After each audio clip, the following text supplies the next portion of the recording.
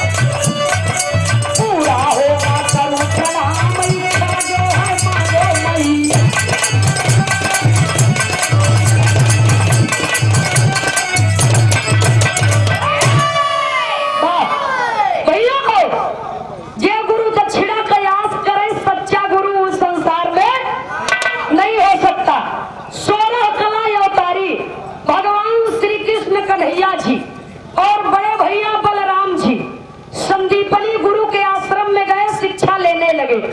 और जब शिक्षा की अवधि समाप्त हो गई तो जब घरे जाए बदे तैयार हो गए तो गुरु जी के लगवा जाए के कहते कि गुरु दक्षिणा में जवन चाहत अवन मांग ला, जवन चाहत अवन मांग ला। जब इतना बतिया सुने बाबूजी गुरु जी तो कहे देखो शिक्षा देव हमार धर्म बा, जे गुरु दक्षिणा कयास करे वो कभो सच्चा गुरु हो नहीं सकता। हमके तो कुछ न चाहिए, जाके अपने गुरु माता से पूछ लो। नान नान रह तब के आई है, बड़ा रोटी बनाए बनाए के खियाए है, माई के कुछ चाहे तो दे दो। माँ के लगे जाकर के पूछते हैं तो माँ रोने लगती है। बिरहा में एक लाइन तर्ज है, भगवान कन्हैया सवाल कर दिए माई रोवत काहे बदे है। तरफ क्यों ना मास्टर साहब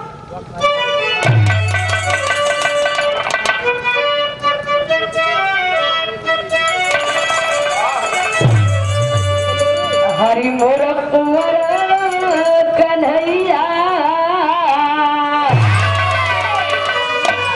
हरि मोर कुंवर कन्हैया, बोलावले बसुरिया बजाई।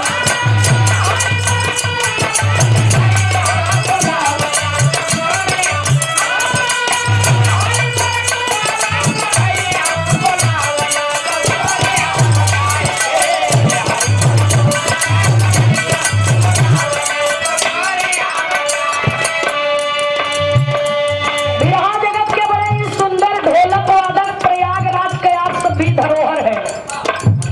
आप प्रमोद कुमार जी, हाँ, तिलकठ जगदीशपुर से 50 रुपया। बहुत बहुत मास्टर साहब के नमन बा, हाँ सरस्वती के दया बनी रहे।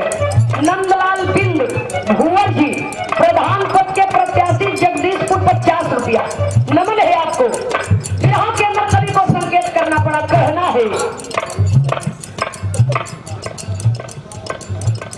रूपनाथ यादव जी अरहली से पूज्य बाबा जी के तरफ से 52 रुपया, बहुत बहुत नमन है। फिर यहाँ के अंदर कवि को संकेत करना पड़ा, कहना है। काहे बदे भी जल नयनवा, काहे बदे भी जल नयनवा, करनवा बताई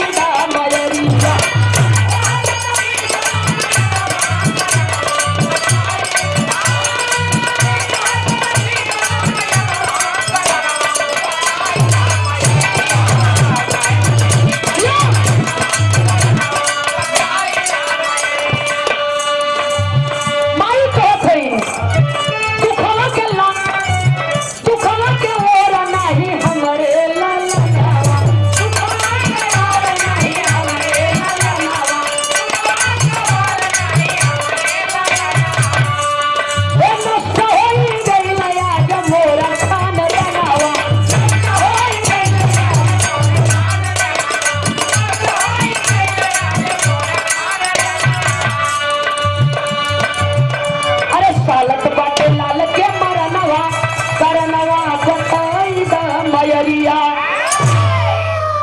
गुरु माता को सुना, अगर गुरु दक्षिणा में कुछ देवे चाहते तो हमारे गोदी का एक लड़का जाने चाहते हम रोवत का है। हमारे दोनों प्राणी के बीच का एक निशानी, हमारे बेटवा का नाम था पुनर्दत्त। एक दिन समुद्र के किनारे टहलने के लिए गए थे और समुद्र का एक लहरा उठा और अपनी आगोश में समाहित कर लिया। मेरा बेटा मर गया, मेरी गोद सूनी हो गई। अगर कुछ दे चाहता है गुरु दक्षिणा में तो हमारे बेटवा के लिए आए के नहीं दो। जब इतना बतिया सुने भगवान कन्हैया तो प्रतिज्ञा किए, ठीक है जब तक मैं आपके बेटे को वापस नहीं कर दूंगा, जब तक मैं आपके बेटे को वापस नहीं कर दूंगा तब तक अपने माई यशोदा के लगे न जब अपन चेहरा अपने माई के न दिखाऊ भी हमार प्रतिज्ञा बा। कभी को विधा शैली में टेरी के भाव में लिखना पड़ा।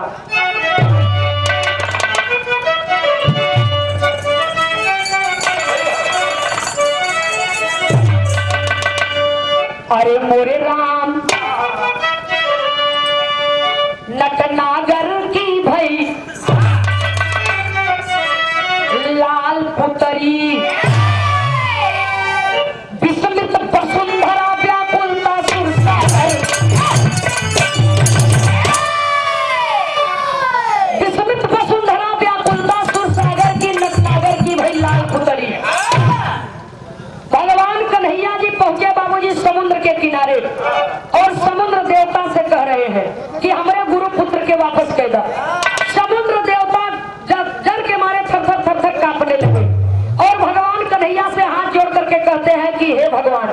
हम आपके गुरु पुत्र को वापस नहीं कर सकते। क्यों नहीं वापस कर सकते? हमारे पास आपके गुरु पुत्र का पता नहीं है। पता कहां से चली? हमारे जल में एक पांचजन्य नामक राक्षस रहता है, नरभक्षी राक्षस है। जाके वही से पूछना। भगवान कन्हैया जब पहुंचते हैं पानी के अंदर प्रवेश करते हैं, और जब प्रवेश करते हैं बाबूजी तो आवाज देते हैं, और जब ये आवाज देते हैं तो बाबूजी पांचजन्य नामक राक्षस आवे के पहरे नाम एक शंख बा, वही शंख के बीच में रहता। और जब शंख के बीच में रहता तो भगवान कन्हैया ललकार देते हैं कि बाहर आओ, अन्यथा अंजाम बुरा होगा।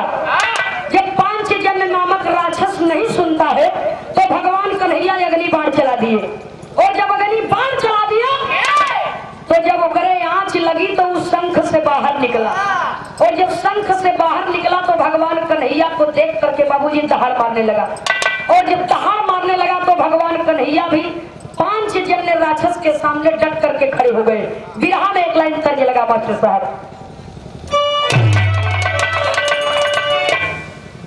श्रीमान नंदलाल यादव जी लोई काटत गाल हील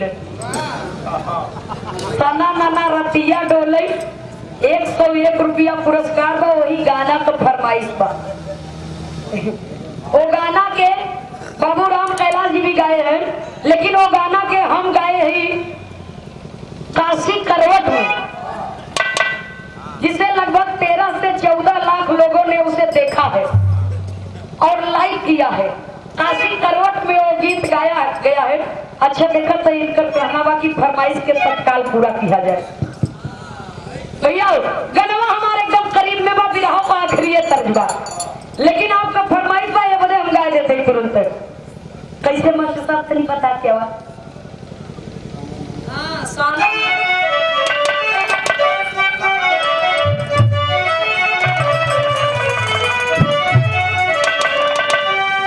अरे साला नाना रतिया डोलई, ए साला नाना रतिया डोलई, बाहे जब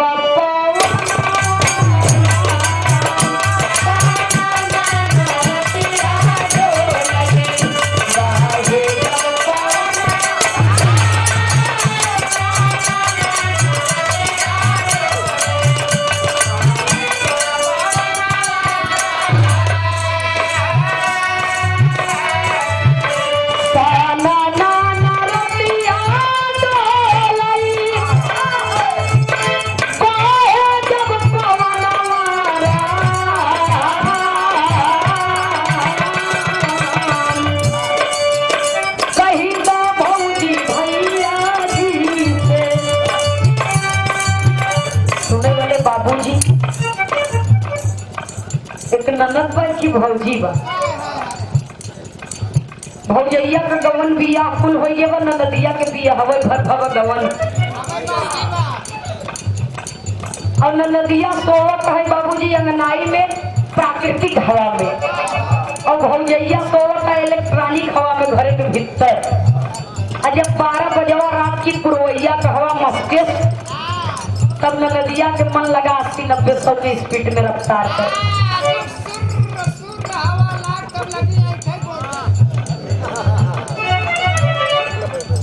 जाए के केवड़िया खटखटावता। भौजी ये भौजी केवड़िया खोल, तनी कुछ बोल। भौजी केवाड़ खोलत है, का बात बा? तब भौजैया कहता, भौजैया से ननदिया कहता, कहीं ना भौजी भैया जी से, कहीं ना भौजे भैया जी से, दही दे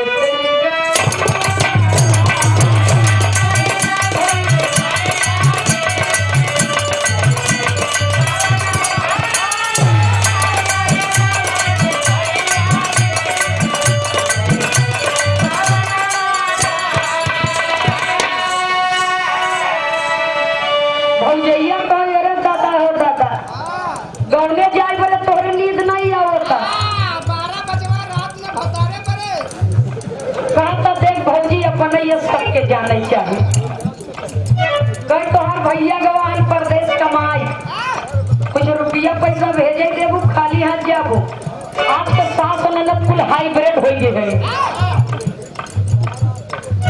गरिया ही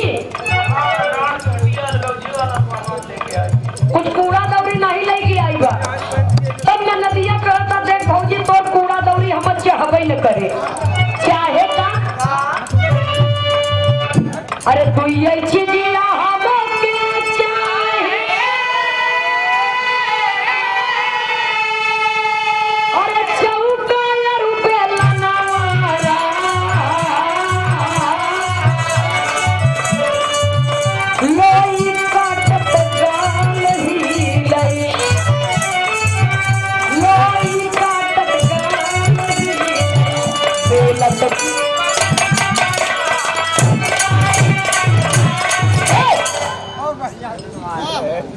दादा ढेर कुछ गाए हैं तुम्हारे पस्तिरन की आम भाव है फिर आगे आखिरी तक ये कहना है भगवान कन्हैया 5 जने राक्षस को ललकार दिए और पानी के बीच में युद्ध छिड़ गया लड़ाई छिड़ गई कैसे मास्टर साहब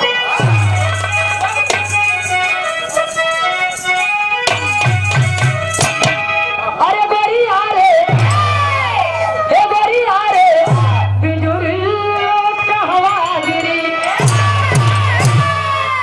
अरे रस से भरल गगरिया कहवा गिरी अरे गोरी आ रे बिजुरी कहवा गिरी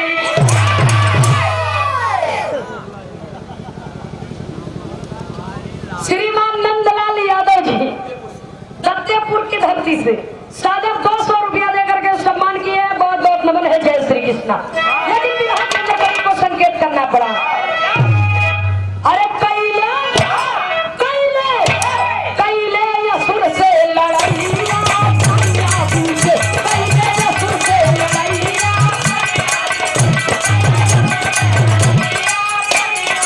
मन के मोहन कान्हैया दुनिया पीछे मन के मोहन कन्हैया दुनिया पीछे कैले कैले कैले असुर से लड़ाइया दुनिया पीछे कैले असुर से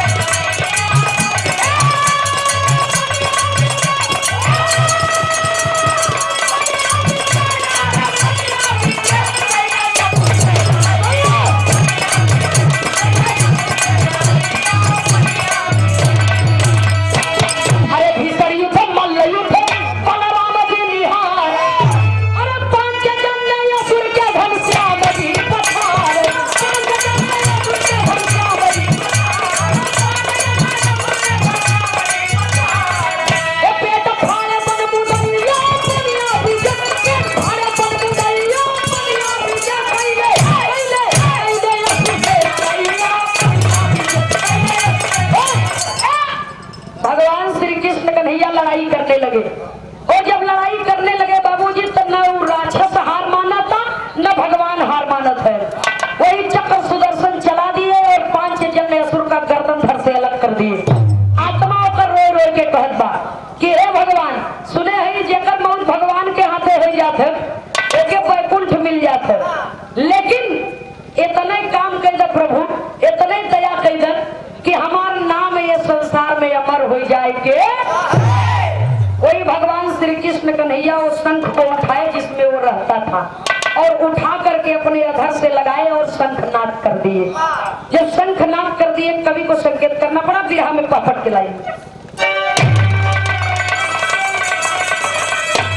अरे 5 जन के बधन की बनवारी मदन मुरारी है तो 5 जन के बधन के बनवारी मदन मुरारी है और शंख के धारण चक्रधारी मदन मुरारी है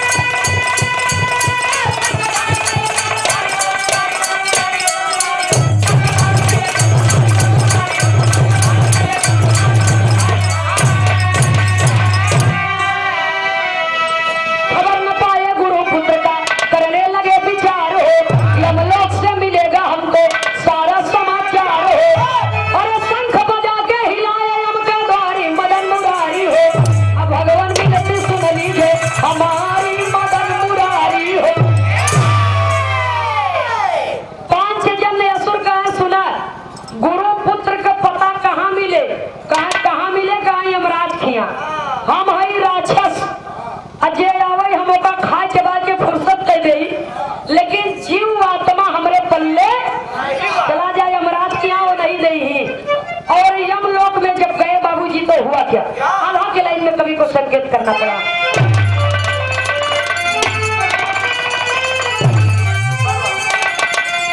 अरे गुरु के ललनावा के लेके परनवाए भैया कहावा छिपाया बेला बोलाया महाराज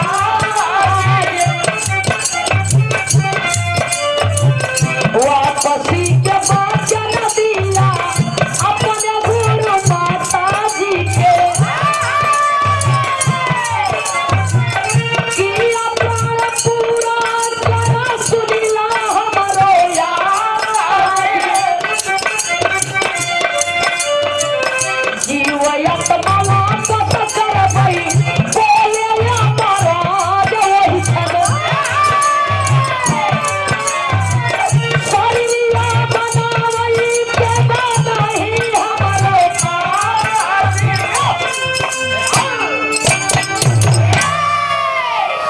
यमराज का जीव आत्मा लौटाए देव लेकिन शरीर बनावे के हमार जिम्मेदारी तो प्रभु की माया कहीं धूप कहीं कहा तो जीव आत्मा वापस कह दे शरीरिया हम खुद ही बनैले यह समय हमरे पल्ले समय नहीं बात जब इतना बतिया सुने यमराज जी तो कहे ठीक बात जीव आत्मा आप लेकर के जाइए तो देखिए पल में राई से पर्वत कर दे पर्वत को राई कर दे। अभी अभी आप लोगों ने सुना था दीवाना जी बोले कि ठीक है अगर सत्य है धरती पर तो सूर्य चंद्रमा दिख रहे हैं तो सत्यवान को भी दिखना चाहिए। सत्यवान है भैया आज भी ये हमारे हिंदुस्तान की परंपरा है। आज भी परंपरागत के अनुसार चाहे यूपी हो चाहे बिहार हो चाहे मध्य प्रदेश हो चाहे दिल्ली हो चाहे बंबई हो परंपरागत के अनुसार आज भी वट सावित्री का व्रत उपवास हमारे देश की सुहागिनें रखती है कि हमारे पति की उम्र हमारे पति की आयु लंबी हो। ये उसी सावित्री और सत्यवान की देन है भैया। हर एक बात कोई कल्पना नहीं होती है। बीता हुआ समय कल्पना हो जाता है। बीता हुआ जो समय होता है बाबूजी वही काल्पनिक हो जाता है वो प्राचीन कहलाता है। तो कवि को संकेत करना पड़ा। कवि को लिखना पड़ा आज की घटना नहीं है ये प्राचीन काल की बात है। अब बगैर कल्पना के तो ये संसार में कोई चीज संभव है ही नहीं भैया हो। इसलिए कवि को संकेत करना पड़ा। वही भगवान श्री कृष्ण कन्हैया जी शरीर की रचना की है क्यों? क्योंकि आदिकाल से लेकर के अब तक बाबूजी उन्हें पूजती है दुनिया। उन्हें संसार मानता है पल में राई से पर्वत करे पर्वत से राई करे। इसलिए उन्होंने शरीर की रचना की और जीव आत्मा को उसमें प्रवेश किया और लेकर के चले। कैसे मत सब कहना है आखिरी में स्वर्गीय दत्ता पंधारी के धुन में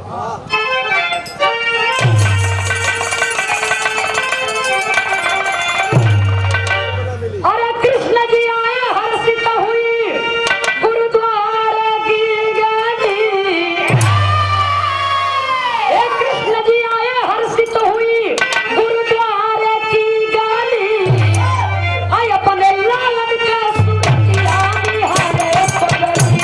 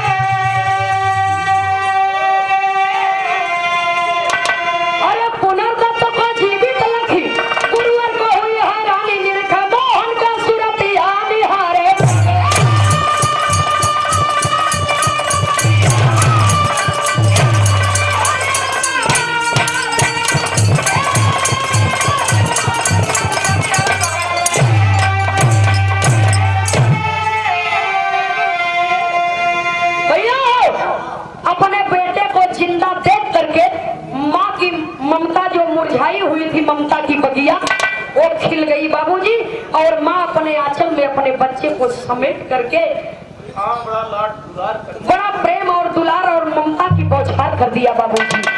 वही गुरु वशिष्ठ जी भगवान श्री कृष्ण माफ करेंगे संदीपनी गुरु जी भगवान श्री कृष्ण कन्हैया जी को दंडवत प्रणाम किए कि आप तक कोई गुरु अपने शिष्य को जो नहीं किया होगा वो मैं आपको करता हूँ। इसलिए करता हूँ कि आप कोई साधारण पुरुष नहीं है बाबूजी।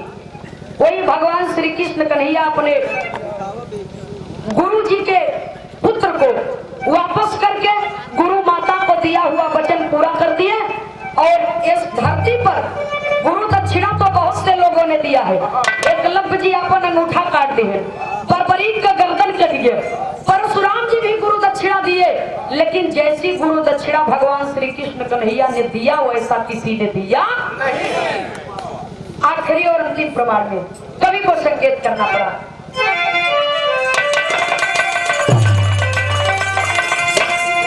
स्वामी सीता राम हित कवि लहुरी स्वर्गता कहाए, कविवर विजय